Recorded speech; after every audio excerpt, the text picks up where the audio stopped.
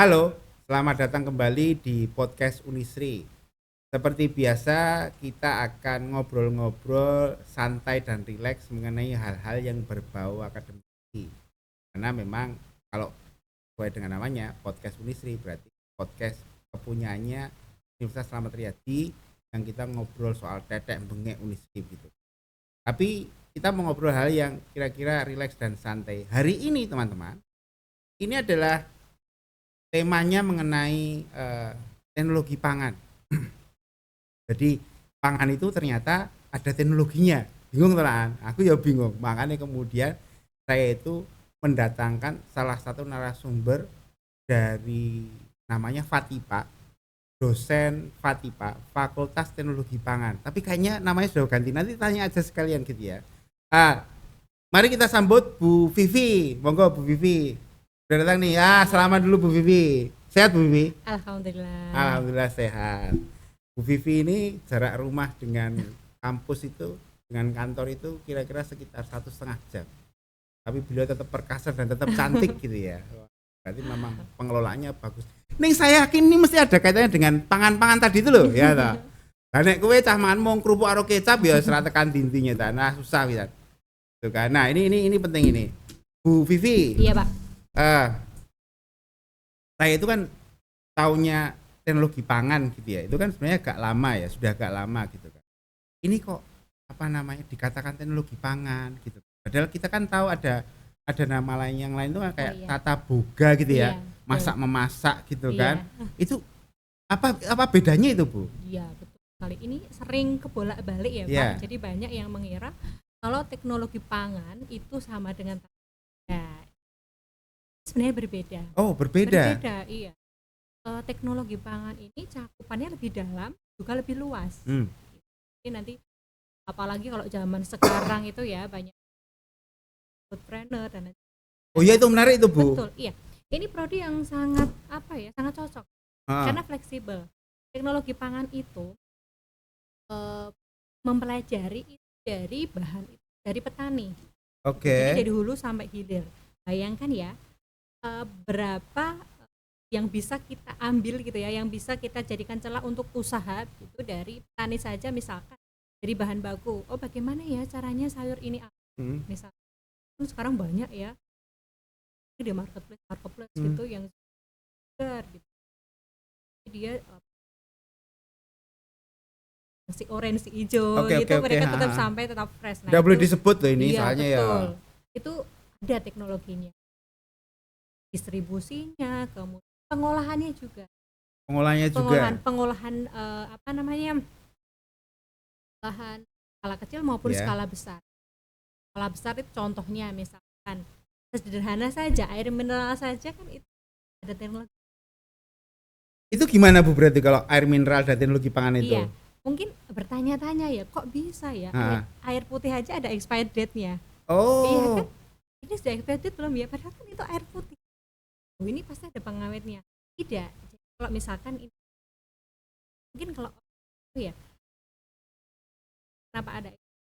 Karena kemasannya. Oh, yang bikin kadaluarsa itu kemasannya. Betul. Jadi mungkin ada kalau kemasan itu lama kan pori-porinya besar dan lain sebagainya. Walah, Caca, aku ora tau gagas sih ngono iki.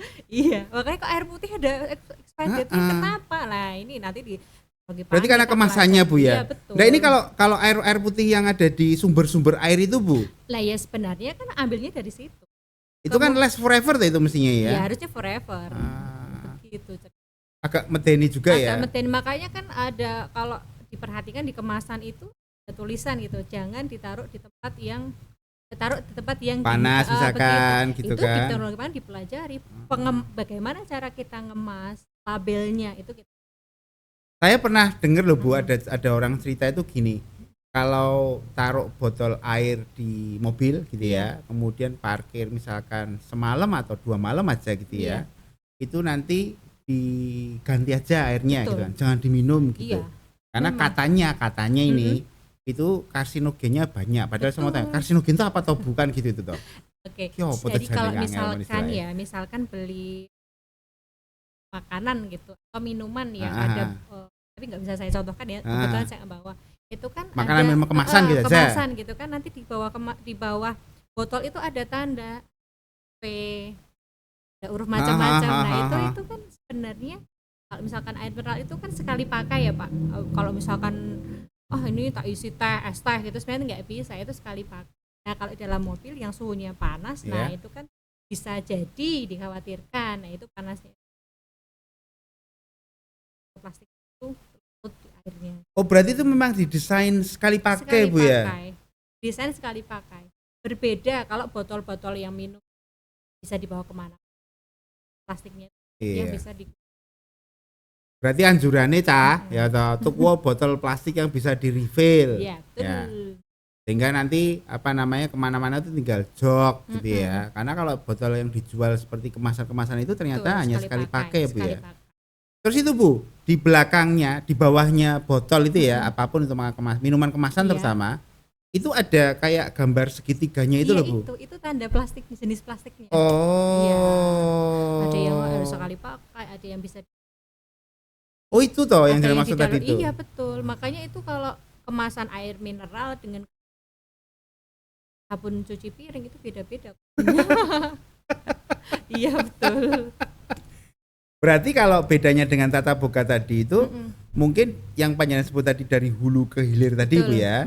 Dari hulu ke hilir, sementara kalau tata boga barangkali fokusnya ada pada kondisi di tengah-tengahnya. Betul, memasaknya aja gitu ya. Betul. Kalau tata boga itu namanya mengolah makanan yang baik, yang bergizi, kemudian penyajiannya begitu. Logi pangan itu sampai pokoknya dari petani dipastikan aman, nah itu kerjaannya. Oh, berarti itu termasuk rekayasa engineering di bagian makanan ya? Iya, betul. Kalau kami mungkin bahasa agak susahnya bioteknologi pangan. Wow, bioteknologi pangan. Keren banget itu, kayak nama superhero. Betul. Padahal bikin tempe aja itu termasuk bioteknologi pangan. Oh, gitu toh, Bu? Lah, itu kan pakai ada bantuan mikrobiologinya. Oh iya. Itu kalau memang enggak enak kalau ngomongnya ya. Iya. Kan itu namanya jamurnya itu Bu. Betul. Ya. Tapi jamur yang bersahabat baik, gitu ya. Jamur yang baik gitu kan. Karena kalau kita bilang jamur apa adanya, mungkin sebagian besar orang agak nggak mau itu. Ya, itu temannya jamur goreng crispy gitu kan Pak, jamur yang bersahabat. Oh iya. Jamur. Tidak semua jamur jahat ini. Iya. Terus ini tapi menarik loh kalau lihat Bu Vivi ini kan masih muda gitu kan. Kayaknya ya beda beberapa bulan dengan saya lah ya. Ini mohon maaf nih Bu Vivi. Kalau saya itu kan taunya FATIPA gitu kan. Fakultas Teknologi Pangan gitu ya, kaitannya dengan pangan itu memang dekat dengan pertanian gitu ya. Itu apa rootnya atau bersahabat atau bagaimana itu? Iya. Kalau kami bicara itu kita satu klaster. Oh, satu klaster. Klaster agrokompleks. Apa itu Bu agrokompleks? Klaster agrokompleks itu ada pangan, kehutanan. Itu klasternya klaster agrokompleks. Jadi memang keilmuannya satu sama lain itu berhubungan. Aku lagi ngerti loh, izin aku ini. Iya. Kan ada klaster sosial humaniora gitu kan. Perikanan itu termasuk enggak Bu? Perikanan termasuk. Oh, perikanan termasuk ya. Iya, betul. Oh iya. Mungkin yang baunya paling enak gitu ya. Terus ini Bu, sebentar, saya tertarik gini. Bu Vivi yang masih muda ini gitu kan, itu kok masuknya di FATIPA gitu loh. Karena dulu waktu saya kuliah itu kan beberapa masuk di yang panjang bilang klaster pertanian tadi itu ya. Wih, oke sing ra dinyanyi ya Bu. Betul Pak. Ya. Kayaknya enggak ngerti ya. Kesannya, image-nya apanya begitu enggak ini. Tapi kok Bu Vivi mau gitu loh Bu. Apa tuh Bu yang mendasari panjenengan kok iso gelem gitu? Itu memang cita-cita dari SMA. Tenan nih? Iya. Karena saya tahu kalau misalkan di perusahaan-perusahaan, bayangkan ya Pak ya, coba dari pagi sampai apakah kita itu tidak makan? Pasti makan. Dari misalkan ramahan idan ya toh. Simpel aja Pak, bangun tidur jangan bikin kopi. Iya. Kopinya saset apa enggak? Enggak. Saya yang kopi sendiri ya. Iya. Di kami juga mata kuliah. Kami mempelajari itu. Jadi bayangkan dari bangun tidur sampai mau tidur lagi, siapa yang enggak butuh? Jadi menurut saya waktu itu sebenarnya bercita-cita jadi gitu ya.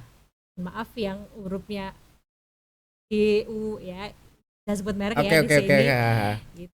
Ya memang keren gitu, dan itu tuh tidak akan tergantikan dengan apapun karena semua orang butuh makan. Intinya itu. Saya melihat peluang di situ ya. Mungkin teman-teman yang ngopo juga kui, yang lain pada ambil yang teknik mentereng, lo kok ngopo juga. Saya sudah melihat potensi itu dari dulu. Keren ya. Enggak terpikir gitu kan. Saya artinya begini, panjenengan itu berarti bisa memindai ceruk ini belum banyak yang suka begitu loh ya. Itu kayak jenengan berlari sendirian gitu kan. Yang lain pakai jalan tol gitu ya. Ternyata semua orang berpikiran sama, macet lah jalan tolnya gitu kan. Jenengan enak aja lewat jalur pinggir laut, pinggir pedesaan, gunung-gunung gitu. Baru menyadari. Iya, saya tapi menyadari. Di bagian itu loh Bu, mata kuliah kopi tadi loh Bu. Saya mau cari tahu jadwalnya kapan ya. Biasanya Bu Vivi ini ya. Bukan, kalau kopi itu agak kami itu ada sendiri-sendiri gitu ya. Kopi, kakao, ada namanya, mohon maaf namanya agak saru ini Koteka. Koteka itu? Kopi teh kakao. Itu mata kuliah kami namanya Koteka. Mempelajari kopi. Boleh ya Bu, sekali-sekali saya tak ikut kuliahnya gitu ya. Menarik ini. Iya. Karena memang kalau kita ngomong kopi ya, kopi itu kayaknya memang sangat identik dengan kita begitu kan. Konon katanya dulu itu kopi kita itu sampai diekspor kemana-mana. Iya. Ada dua hal yang saya tahu persis itu. Starbucks itu modal utamanya itu adalah kopi dari Nusantara. Saya cuma tidak tahu dari mananya begitu loh. Itu yang pertama. Kemudian yang kedua, JavaScript JavaScript itu inspirasinya datang ketika dia itu membuat sebuah coding, terus kemudian dia nyeruput kopi dari Jawa. Makanya kemudian namanya Java kayak gitu itu. Artinya memang bukan hal yang ini ya Bu ya, bukan hal yang aneh ya buat kita kopi itu ya gitu kan. Bu, ini berarti termasuk saya nggak ngerti apakah itu kemudian juga diajarkan di Fatipa ya, nguri-uri kebudayaan, kemudian menyadari bahwa itu adalah memang kekayaan lokal kita begitu. Kopi itu dari zaman Belanda terbaik. Iya, kan? Gitu ya, betul. Itu apa ya, peninggalan itu di teknologi pangan ya, khusus dulu teman-teman saya itu tidak kopi Pak. Oh, pete. Mempelajari di pete itu ada apa? Yang bikin pete itu rasanya kayak gitu. Apa Bu? Nah itu kalau tidak ternyata Pak, kenapa kita harus lakukan? Yang durian sudah diterima. Pete. Apa itu pete? Ya saya nggak mendalami itu ya. Jadi mereka itu menguji pete itu mengandung senyawa apa. Kemudian diekstrak. Yang membuat rasa pete itu seperti itu. Jadi mungkin di masa depan akan ada flavor rasa pete. Pete ke jengkol, karena ternyata Pak, ini mohon maaf ya, durian itu lebih dahulu diteliti negara sebelah kan negara lebih maju. Makanya dulu senior kami di teknologi pangan, karena kami teknologi pangan itu kan kami berasosiasi ya, asosiasi ahli teknologi pangan Indonesia gitu, tapi bagaimana caranya bahwa produk-produk itu tuh jangan sampai dikuasai negara-negara sebelah. Jadi kayak jengkol itu kita teliti dulu sampai kita temukan apa ya kandungannya kita amankan gitu istilahnya. Saya itu Bu, saya itu barangkali termasuk golongan orang yang percaya bahwa semua hal yang sifatnya organik itu menyehatkan gitu ya. Jadi misalkan kayak pete gitu kan, itu misalkan baunya seperti itu ya, ada sesuatunya, tapi ada gitu sesuatunya begitu loh. Saya lupa, cuma saya pernah dengar khasiatnya pete itu bahkan bisa menyembuhkan sakit apa. Nanti kita cari lagi nanti ya. Nanti kalau misalkan kurang nanti silakan main ke tempatnya Bu Vivi nanti. Terus kemudian jengkol juga begitu. Tapi artinya apa? Bahwa memang benar seperti apa ngendikane panjenengan. Kita itu punya itu, kita sendiri dulu yang harus meneliti itu berarti ya. Cuma masalahnya itu tadi. Itu kan tidak banyak ya Bu ya. Orang-orang anak-anak muda yang seperti Bu Vivi ini ya, yang bisa melihat apa potensi teknologi pangan gitu ya. Iya betul. Ini kalau teknologi ya saya santai-santai. Masih ingat enggak Bu dulu pertama kali jenengan kok ngerti klik gitu. Aku seneng karo teknologi panganan gitu. Apa itu Bu? Dulu sebenarnya ya Pak, kalau pertama saya itu kan pengen kerja di BUMN itu. Saya mikir begitu. nek ra lolos. Dan nek ra lolos lah kan saya buka food planner. Jadi saya kalau misalkan plan A sebagai lulusan teknologi pangan plan A nggak lolos, ada plan B bisa food planner. Karena di teknologi pangan itu tidak hanya diajari mengolah, hitung-hitungannya, misalkan modal sekian ini sekian, itu juga ada. Ada mata kuliah kewirausahaannya berarti ya. Jadi ada plan A, plan B, nek aku daftar PNS. Kalau lolos, ya udah jadi food planner. Tapi fenomena entrepreneur Bu, food planner ini semakin kesini kan semakin banyak ya. Betul. Artinya ada banyak sekali inovasi soal makanan itu ya. Itu memang ranahnya orang teknologi pangan ini berarti ya. Sebenarnya Pak, yang punya modal mungkin bukan, tapi yang menjalankan sudah pasti orang. Karena misalkan ya kalau sekarang apalagi kan gaya hidup sehat ya. Orang makan enak aja bisa, tapi yang enak dan sehat itu pasti harganya 2 kali lipat. Kuwi lho ta. Enak dan sehat sudah pasti 2 kali lipat harganya. Ketoke kabeh iki sing enak-enak iki berbahaya buat kesehatan ya gitu kan. Berarti kita memang butuh banyak orang-orang yang memang kompeten di bidang teknologi pangan ini ya. Terus Bu, jenengan kalau misalkan nanti plan A nih di BUMN gitu kan, plan B di PNS gitu kan. Kemudian kalau ndak engko jeblok-jebloknya berarti ning food planner tadi ya. Sudah punya gambaran enggak? Ini sambil kita kasih bocoran lah ke teman-teman ya. Apa ya di benak Bu Vivi soal food planner yang mau dijalankan gitu. Iya. Pilihnya 1 2 3 gitulah misalkan betul. Ya. Kalau saya kan kebetulan rumahnya bawah Gunung Merapi ya. Di mana itu Bu? Di Cepoko. Oh, Cepoko Boyolali. Wah, sejuk banget sih. Ada apa itu Bu di sana Bu? Oh, di sana itu kalau musim panen ya Pak ya. Musim panen itu misalkan buah bit aja. Kilo tuh 3.000 5.000. Buah bit 3.000. 5.000. Kalau musim panen. Kemudian misalkan sawi seikat. Seperti itu betul. Dan ini ternyata yang dulu saya cita-citakan saya jadi masalah. Makanya kami juga bantu misawi. Diolah itu jadi apa begitu maksudnya? Jadi macam-macam, ada misawi kemarin. Kemudian kami juga kemarin selai dari Dipang itu ya. Kalau di sana kalau misalkan panen raya kita buat selai gitu. Oh. Kita membantu gitu. Ini kita jagung manis jadi jagung susu. Loh. Wah, ngawur iki. Lah kok ternyata bisa jadi apa aja ya? Apa aja bisa. Dan tadi sehat. Makanya kalau ada sehat gitu, orang kan semua mau sehat Pak. Ada kata sehat itu harga berapapun beli. Betul. Iya kan? Obat ki sing paling larang sing paling dituku malah. Iya, betul. Bu, ini kalau jenengan juga ngapati enggak di negara-negara maju gitu ya? Artinya makanan-makanan olahan ini yang mestinya yang berkhasiat dan sehat ya. Itu mestinya kan juga ini toh Bu, bagus toh penjualannya ya. Iya. Sementara kalau misalnya dibandingkan dengan di kita di Indonesia itu jauh enggak gitu. Yang kita buat dalam bentuk angka gitu, perbandingan angka gitu. Iya. Daya beli kita belum ke sana. Daya belinya tapi ya. Tidak tahu 5-10 tahun. Kalau di negara itu memang seperti itu. Jadi misalkan kemarin saya ada teman saya. Jadi mereka itu sudah sampai ke tahap misalkan marinasi gitu. Ayam mentah ini udah ada bumbunya di seperti. Jadi bukan makanan beku lagi ya, makanan segar yang sudah dibumbui. Tapi kalau di sini belum bisa karena kan itu harus pakai pendingin. Yang itu biayanya tidak sedikit. Tapi siapa tahu 5-10 tahun. Belum kita enggak tahu kita. Juga, kita mungkin akan sampai sana. Tapi ini loh Bu, ide mengolah apa tadi seperti sawi, jagung jadi apa begitu. Itu sangat menarik tuh mestinya. Kalau misalnya ini kita berandai-andai Bu ya. Kalau kemudian itu dieksekusi dalam usaha yang kecil gitu ya. Misalkan kita Bima Mas kameraman ini kayaknya mau buat usaha nih.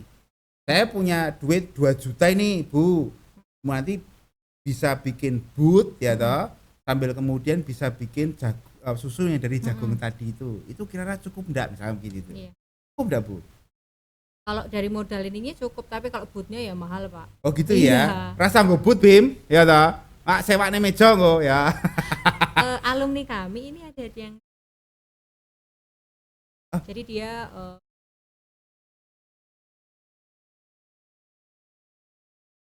sendiri dari bioteknologi pangan tadi loh Pak. Sederhana saja mahasiswa kami misalkan saat mahasiswa gitu ya, kita tahu dia terus bawa basreng laku. Sebenarnya itu kalau kita lihat dari yang paling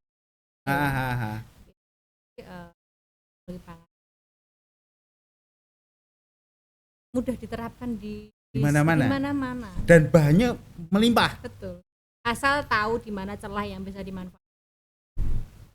Ya saya tahu Bu, mungkin kalau saya ngomong seperti ini kan naif ya, tapi pasar itu bisa diedukasi gitu kan. Iya. Apalagi kalau bagi beberapa orang kita yang suka ngekor bebek itu kan kelemahan ya, tapi kemudian kalau dalam konteks kita berjualan, membangun tren, mengedukasi mereka itu menjadi hal yang mudah begitu loh. Iya betul. Sebenarnya kalau itu tergantung pasar kita. Nah, mungkin ya mie instan aja. Mie instan oke. Yang bungkusnya merah. Sama-sama satu ini ya. Iya. Merah. Sama yang ada kardus. Itu sama mie instan kan. Tapi segmen pasarnya berbeda. Harganya berbeda. Betul. Nah, kita tentukan dulu kan yang penting. Kita mau jual tuh kemana? Target marketnya ya. Target marketnya menengah ke atas. Ya pakai wadah yang botol kaca bagus. Iya. Begitu.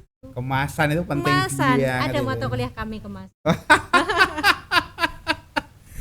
Beda kuliah yang pati parah ya toh. Iya. Tapi ini menarik Bu ya. Jadi kalau foodpreneur gitu kan. Nah, saya juga mau ngomong ini soal food blogger gitu ya. Sekarang itu ya anak-anak muda yang ganteng-ganteng yang cantik-cantik itu, mereka itu lincah loh Bu, pegang sotel, pegang lading, rajang apa-apa gitu. Itu artinya semakin mendekatkan bahwa anak-anak muda itu sudah tidak lagi seperti yang saya ceritakan tadi itu ya. Wes gelem nyekel soal pangan-pangan gitu loh maksudnya itu. Tapi menurut saya ya yang saya amati influencer akan lebih oke lagi Pak, kalau dia punya basic pengetahuan tentang pangan. Kenapa begitu Bu? Karena kan jadi dia tahu. Misalkan tahu ini makanan ini sehat nggak sehat misal. Soal khasiat tadi ya. Kemudian banyak yang salah kaprah misalkan micin dan lain sebagainya. Nah, micin itu boleh cerita ini tentang micin. Saya penasaran misalnya micin. Oke, micin gimana itu Bu? Kan ibu saya termasuk yang melarang micin misalnya nih. Melarang sebenarnya nggak apa-apa. Oh gitu toh? Loh, lah. Nyuwun pangapunten Bu, kados sih klintu panjenengan. Jadi sebenarnya nggak apa-apa kalau sedikit. Sedikit itu takarannya gimana Bu berarti sedikit Bu? Itu misalkan foto sak mangkok micin 1,5 sendok teh itu ya jangan. Oh gitu. Micin itu kan nama lainnya itu adalah asam glutamat, oke. Gampangnya itu tuh protein. Yang gitu di tubuh kita itu ada. Tubuh kita butuh, tapi bisa memproduksi sendiri benarnya. Jadi kalau kemasukan di Asia aja ada loh Pak. Di Asia itu ada gitu. Jadi itu memang asam glutamat itu dia diambil dari asam amino yang dia itu punya rasa umami. Apa itu umami itu? Bingung tuh. Rasa umur gini. Kalau misalkan Pak, rasa itu jenengan taunya rasa apa? Asin. Terus manis. Pahit. Kecut. Asam. Ya, asam betul. Tadi ya. Ada empat ya. Empat dasar rasa. Tapi sebenarnya ada 5. Ada rasa umami. Umami itu rasa micin itu. Gabungan antara gurih. Mohon maaf Bu, koreksi kalau saya salah ya. Rasanya sing getir-getir. Bukan, gurih, rasa gurih. Gurih itu umami itu. Iya, betul. Ada 5 dasar. Makanya rasa umami ini kalau di umami lah itu tuh rasa itu loh, rasa micin sebenarnya. Makanya dia sudah masuk 5 dasar. Jika ditambahkan nggak apa-apa, tapi nggak banyak-banyak. Tidak masalah. Itu ada di dalam kita. Alami ada di kentang ada. Kentang enak Pak. Enak. Tomat ada. Telur itu makanan. Jamur itu banyak. Makanya kalau timun Bu. Timun nggak ada. Timun nggak ada umami ya. Saya kok merasa beruntung hari ini ngundang Bu Vivi ya. Ada satu rasa lagi yang mungkin akan jadi rasa dasar kan. Apa itu? Fatty. Rasa lemak. Semua makanan berlemak enak. Enak. Iya. Nanti mungkin akan jadi rasa dasar kan. Tapi ini loh Bu, jadi agak lebar nanti kayaknya kalau Iya. fatty ini ya. Agak lebar itu. Aduh. Iya. Kayak pesan apa ngono tah ya Bari? Ini ini menarik Bu. Nah kan yang di bagian food vlogger, kemudian foodpreneur itu memang penggeraknya kan anak-anak muda. Iya. Barangkali itu adalah kabar baik berarti ya. Iya. Anak-anak itu biar apa namanya sadar bahwa yang namanya pangan itu adalah hal yang penting dan Betul, utama iya. gitu kan. Kalau ada yang bilang itu walaupun itu mungkin gojekan ya, logika itu tidak jalan tanpa adanya logistik gitu ya. Iya. Betul itu memang. Oke, ada beberapa orang itu di daerah-daerah tertentu itu otak itu bukan di kepala tapi di perut gitu. Lah kalau perutnya kosong nggak bisa mikir Bu. Iya, betul. Tapi ngomong-ngomong, saya dengar kemarin FTP itu Fakultas Teknologi Pangan itu namanya berubah Bu ya? Iya. Yang dulunya adalah teknologi hasil pertanian. Ah. Kemudian menjadi teknologi pangan. Oh, Diubah. tapi namanya tetap FTP. Kalau fakultasnya sama, program studinya yang kita ubah. Oh, program studinya berubah. Nama program studinya. Itu dikarenakan boleh cerita ini Pak? Iya, saya mau tanya soalnya tapi jangan cerita jos gimana ya. Jadi memang beberapa karena nama teknologi hasil pertanian itu ternyata kurang ini ya mahasiswa alumni kami itu. Meskipun isinya sama tapi ada beberapa yang dia itu menjadi padahal isinya sama. Gitu. Kemudian ketika mau cari beasiswa ke luar negeri ternyata lebih banyak menggunakan teknologi pangan, food science itu.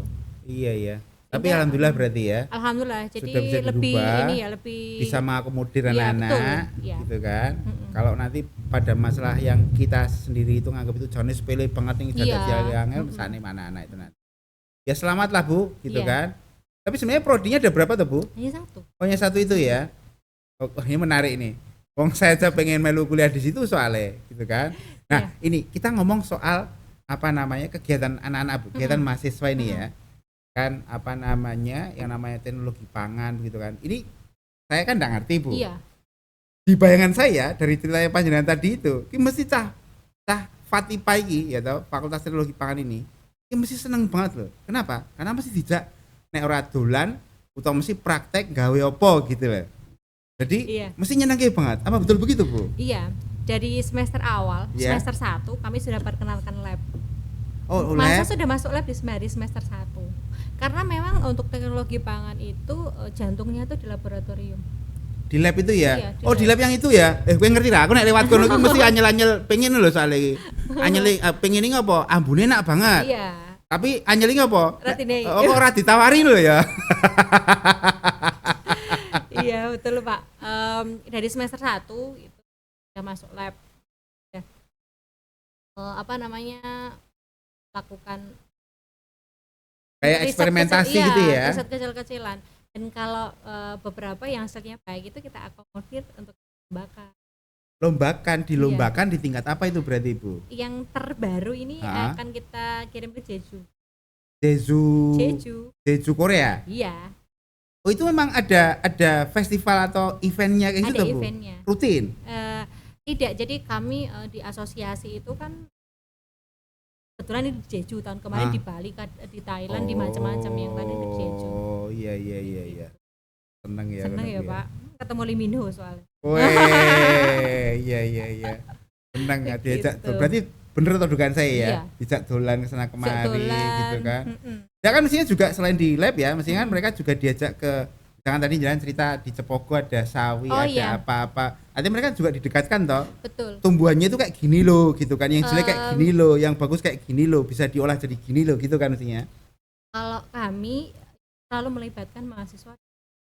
Bahkan nih saya melakukan pelatihan untuk petani gitu. Saya ajak 2, 3 supaya mereka skillnya ya, soft skill, hard skill kan harus seimbang ya Pak sekarang. Nah, itu juga. Gitu.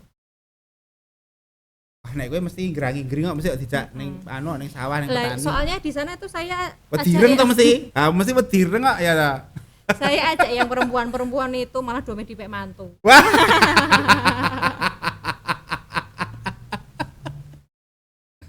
Rada nyamar Pak. Iya. Lah ning sawah ke apa namanya kepapar sinar matahari gitu kan. Mesti takutnya jadi agak nanti kalau hitam gimana gitu kan. kan ada pemutih. Apa itu? Kapur. Ya. Nah, berarti mereka diajak ke sana kemari gitu ya Bu ya. Ya artinya, nah ini saya tahu ini pertanyaan enggak mutu ini. Tapi kalau panjenengan lihat Bu ya, karena selama ini kan mahasiswa itu kan masuk itu kadang-kadang di jurusan tertentu tuh sok pilihannya dewi ke panjenengan gitu kan. Sok disuruh wong tuane gitu kan. Nah itu ketika panjenengan aja keceh di sawah gitu misalkan ya bahasa gitu ya, itu mereka enjoy gitu apa ada yang terpaksa gitu atau bagaimana Bu? Oh iya, kalau sebenarnya yang terpaksa orang tua dan lain sebagainya itu hanya semester 1 sampai 2 Pak. 3 ke atas tuh mereka sudah oke. Oke atau pasrah? Oke.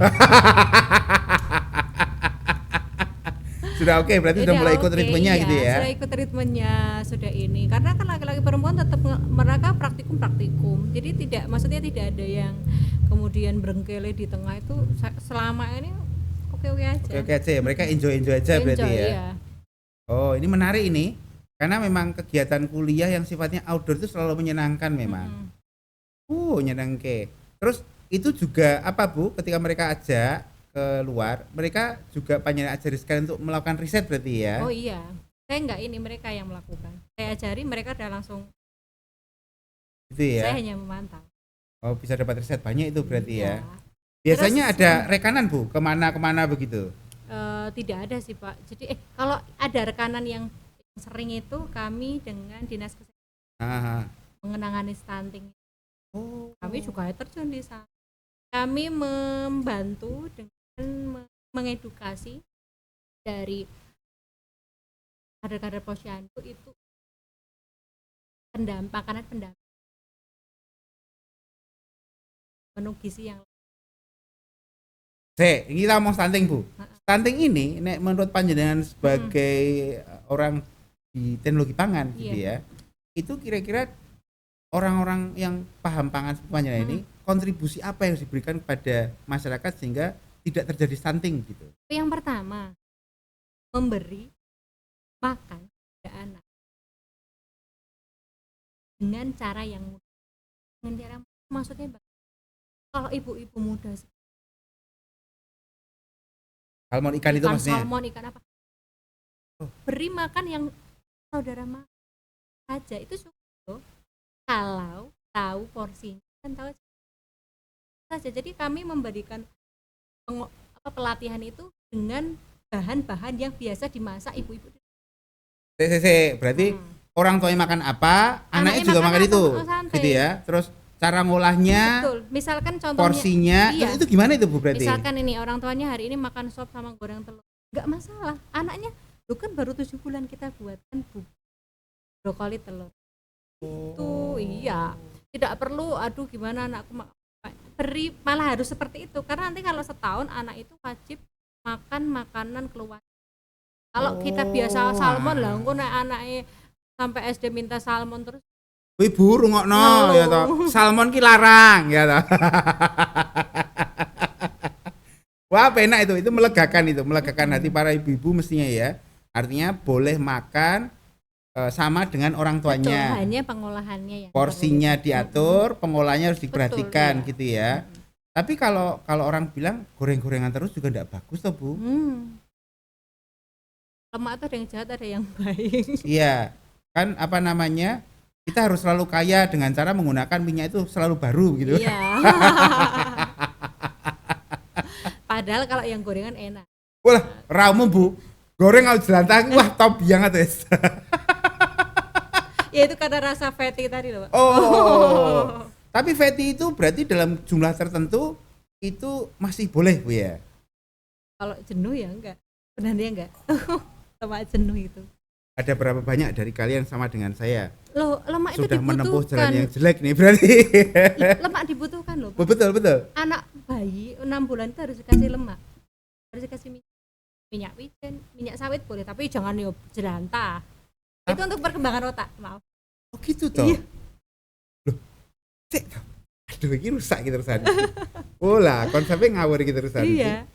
Berarti anak-anak itu setelah 6 bulan dikenalkan dengan fatty tadi itu. Jadi yang boleh didapat dari? Kan saya bikin MPASI. Jadi bubur telur dikasih brokoli tadi. Pas mau tak saji harus. Minyak itu wajib untuk perkembangan. Misalkan nggak ada minyak yang lain. Tapi kalau minyak sawit pun boleh.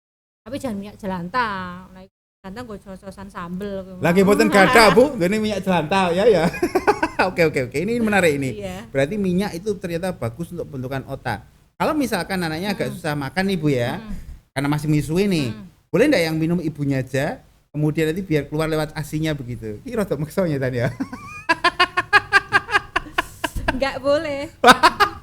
Pak, ASI itu ya, seiring bertumbuhnya anak, itu gizinya semakin turun. Oh gitu toh? Zat besinya semakin turun. Maka dari 0 sampai 6 bulan dia tercukup. Di atas 6 bulan harus ada pendamping ASI karena nilai gizi zat besinya turun, semuanya turun. Tak paksa tak kasih toh. Anaknya gendut tapi coba cek dia bisa begitu. Wah ini mindset yang baru loh ini ya toh. Alhamdulillah kita kedatangan Bu Vivi ini.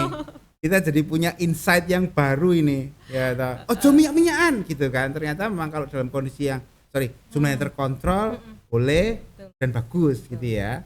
Jadi porsinya diperhatikan, pengolahannya diperhatikan. Bu ini berarti termasuk informasi ini termasuk yang panjenengan sampaikan ke mahasiswa kan? Oh iya, mahasiswa saya tahu semua. Makanya calon ibu itu kalau di mata kuliah saya sudah pasti dia kalau dia harus makan. Ada mata kuliah perencanaan diet. Saya juga mau ikut itu. Om Geri kok enggak ikut ya toh? Ibu saya menyusui harus makan apa? Saya hamil harus makan apa? Berarti yang mengandung asam folat yang ini menarik ini. Cewek mahasiswi teknologi pangan ya toh. Itu sudah paham bagaimana cara jadi ibu gitu kan. Ya dipacari lah ya. Syukur nggak jadi bojone gitu ya. Iya. Nek dek gelem ya.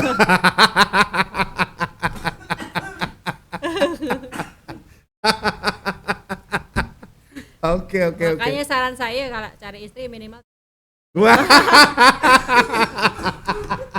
nek gelem. Nah itu makanya nek gelem gitu kan. Nah ini menarik nih Bu. Ini memang saya sempat batuk-batuk tadi tuh kaget soalnya.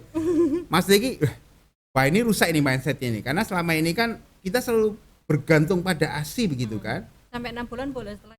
Ya betul. Artinya tuh bahkan sampai kami ini, saya lah ya, yang seperti saya yakin masih banyak gitu kan. Tidak pernah berpikir bahwa apa tadi zat besinya turun. Anemia. Kemudian menyebabkan anemia terlalu banyak. Terus kemudian alasan kenapa setelah 6 bulan harus ada pendamping itu ternyata seperti itu. Itu ini kudu dianu iki berarti kudu direkonstruksi pemikiran ini orang-orang ini berarti. Kalau enggak susah ini. Ya toh. Terus ini Bu, ini semakin menarik ini ya. Terus apa namanya selain tahu how-nya begitu kan. Di mahasiswa Fatipa di keilmuan teknologi pangan gitu. Kira-kira yang spesial yang dia sendiri tahu tapi tidak orang lain tahu apa Bu? Lain yang sudah ceritakan tadi. Yang dia sendiri tahu tapi orang lain orang lain tidak tahu. Dan itu padahal kunci begitu. Untuk apa? Stunting tadi. Nah, misalkan kesehatan nih gitu ya. Karena kan jenengan kan kajiannya kan dari hulu sampai hilir tadi kan.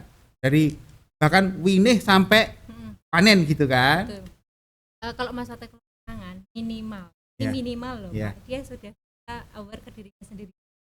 Iya kan? Dia tahu ini baik, ini minimal banget itu buat dirinya. Kalau enggak setelah itu ke orang tertentu. Jadi mahasiswa kami sudah KKN kemarin kami fokus